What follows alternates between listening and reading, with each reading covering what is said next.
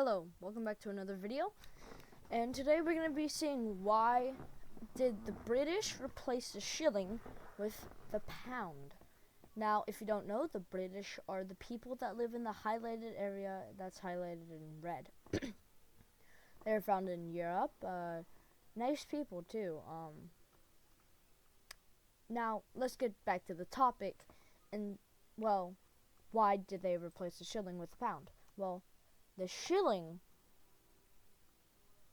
was just not a good system. It was very confusing and wasn't based on tens or anything like that. It was very confusing. So instead, they switched to the pound, which makes a lot more sense than the shilling.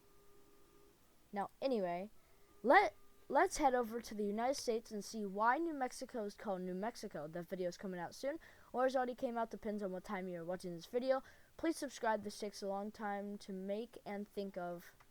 Have a nice day. Bye.